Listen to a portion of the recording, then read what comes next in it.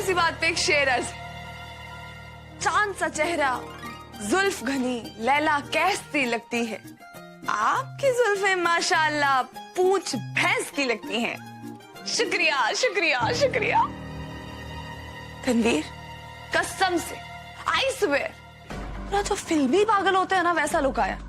तुम्हें तो thank you बोलना चाहिए। चलो खैर, अभी तो सिर्फ तुम्हारा हुलिया बिगाड़ा है, नहीं सुधरी ना तुम्हारी हर चाल, हर मंसूबा, यहां तक कि तुम्हारी जिंदगी बिगाड़ के रख दूंगी, समझी? अभी भी वक्त है। बता दो मुझे कि मेरे अब्बू कौन है और तुम इस सबसे बच सकती हो। वह कहते हैं कि मोहब्बत और नफरत का रंग जो होता है ना, एक जैसा गाढ़ा होता है।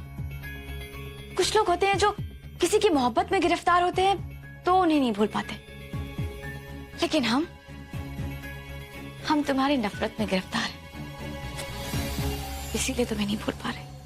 तुमने तो मेरे मुंह की बात छीन ली। कमाल करती हो कभी कभी, मैं यही कहने वाली थी। पूरा एपिसोड देखिए ZEE5 पर।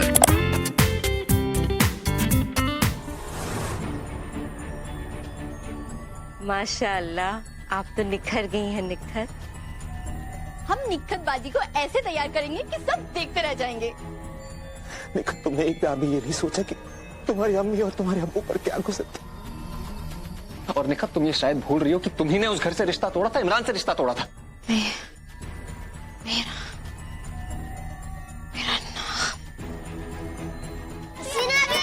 भूख लगी है, खाने को दो।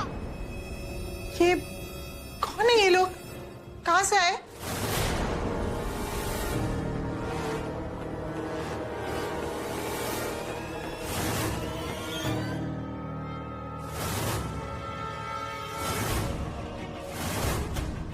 हम जानते हैं हमें यूं बिना बताए नहीं आना चाहिए था, लेकिन हम यहाँ से गुजर रहे थे तो सोचा कि तुमसे मिलते जाएं। हमें निकत की बीमारी के बारे में पता चला, जिसकी वजह से उसे हॉस्पिटल जाना पड़ा।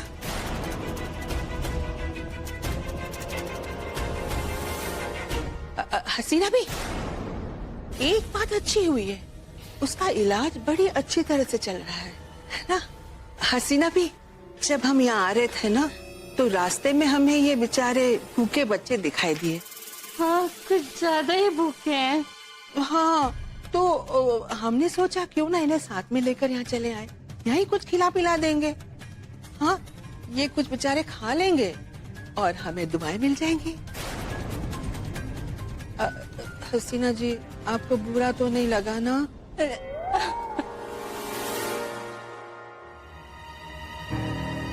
ओह सॉरी, हमें तो पता ही नहीं था कि आप क्या मेहमान भी हैं।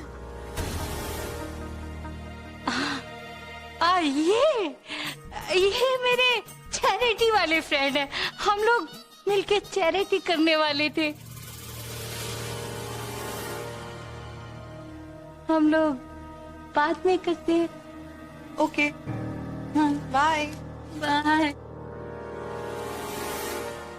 अरे ये कौन है? ये मेरी नौकरानी है ना। नौकरानी है? यहाँ खड़े खड़े मुंह क्या देख रही हो? जाओ कुछ खाने के लिए लेकर आओ। देखा नहीं कितने भूखे हैं बच्चे? जाओ। क्या ना? अरे हसीना भी बड़ी ढीठ है, ये तो खड़ी है यहाँ। जी, लेके आओ बेटा।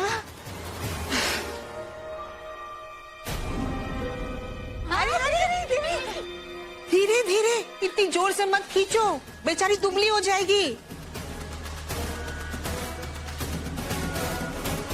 मैंने इसे चोट पहुंचाई, मैंने इसका दिल तोड़ा, बल्कि मैंने इसका दिल ही नहीं तोड़ा, इसके सारे वो ख्वाब भी तोड़ दिए जो एक लड़की अपने निकाह के लिए सजाती है। और जब अरमान टूटते हैं तो आंखें तो नम हो ही जाती है ना।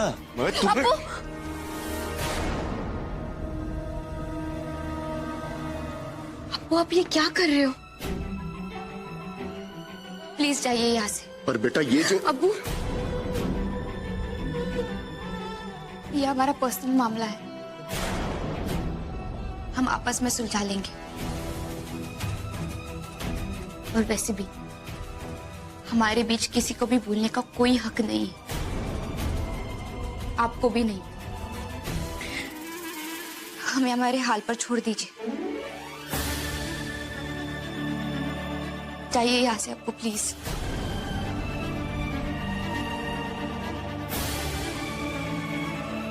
प्लीज जाइए।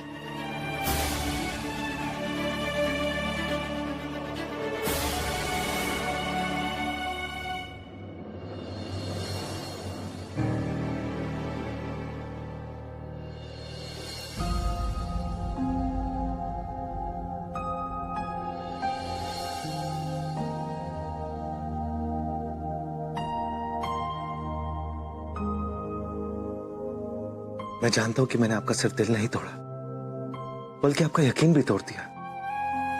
लेकिन मैं तो आपको सिर्फ एक हसीन तोहफा देना चाहता था। और मैं क्या करूं? सारी दुकानें बंद थी जब तक मैं वहां पहुंचा। वो मेरी खुद के ऊपर नाराजगी थी जो मैंने आपके ऊपर निकाल दी।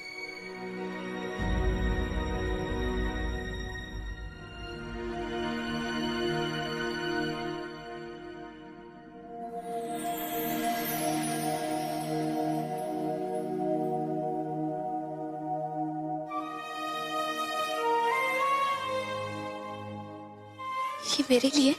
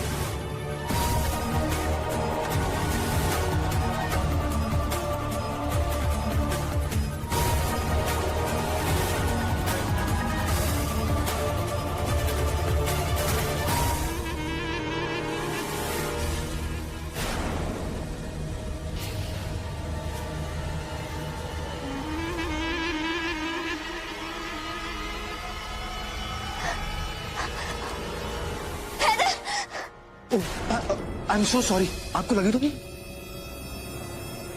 वो एक्चुअली कभी किया नहीं ना, तो गलती हो जाती है। Are you feeling okay? अरे वो तो दादी आ गई थी इसलिए ये सब हुआ, वरना आज तो वो सच उगल ही देती। दादी देर से आई थी, अगर उसके दिमाग में कुछ होता तो पहले ही अपना मुंह खोल चुकी होती। हमारी बच्ची के साथ बहुत जुल्म किया इन जालिमों ने। इन्हें तो इनके गुनाहों की सजा जरूर मिलेगी। अब निकत के साथ हम भी इन्हें गुनाहों की सजा एक एक करके दिलवाएंगे। अरे हमने तो बड़े बड़े लोगों के नाक में नकेल डाली है, और फिर इनकी औकात क्या है? कुछ भी नहीं। हमने भी सोच लिया है, अब हम उसी घर में रहेंगे निकत के साथ। हम बेकार में खुशबू और अपना वक्त बर्बाद कर रहे हैं। निकत दोबारा कोई यहाँ मरने आएगी? निकत मर चुकी है और मरे हुए लोग वापस नहीं आते। पता नहीं, कुछ समझ में नहीं आ रहा कि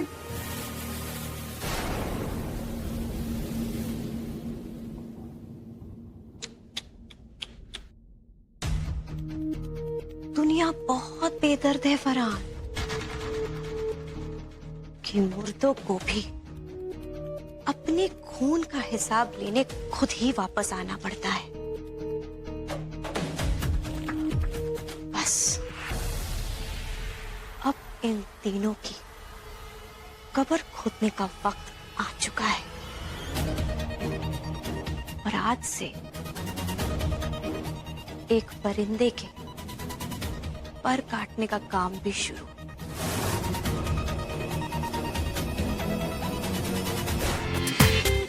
पूरा एपिसोड देखिए ZEE5 पर।